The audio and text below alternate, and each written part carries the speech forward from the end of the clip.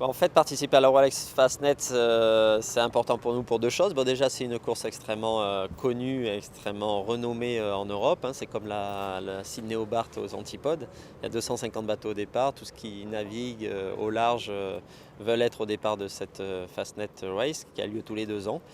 Et puis pour nous, pour Groupama 4, ça va être pour l'équipage la première confrontation avec d'autres bateaux qui vont participer à la Volvo Ocean Race, pour laquelle nous nous entraînons depuis 2 ans. Donc c'est bien de s'entraîner, mais c'est encore mieux de pouvoir régater au contact des meilleurs, puisqu'il y aura même un bateau neuf qui sera présent avec Abu Dhabi, un bateau extrêmement abouti.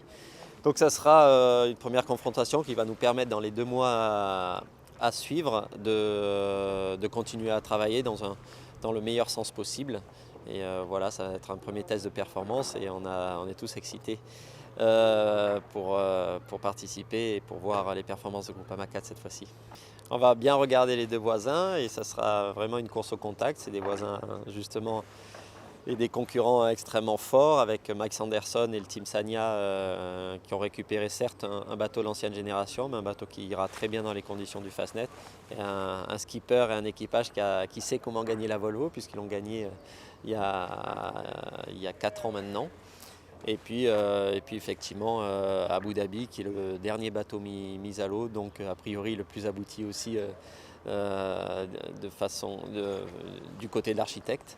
Et voilà, c'est effectivement deux références qui sont importants et on est ravis de pouvoir faire ça avant le départ de la Volvo Ocean Race.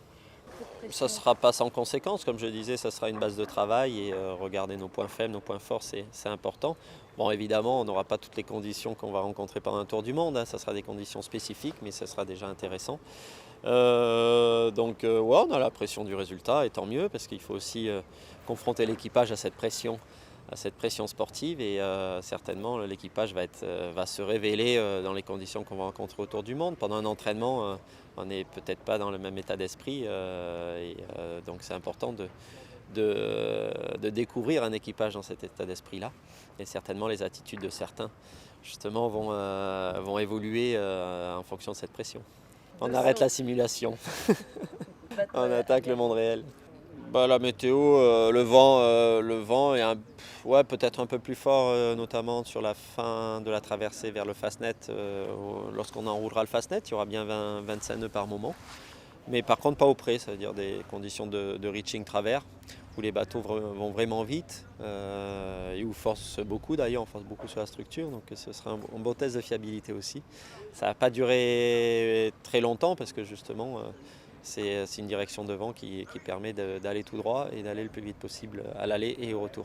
Donc vous pensez arriver quand Des débuts dans la matinée de mardi pour l'instant, le routage nous donne dans la matinée de mardi.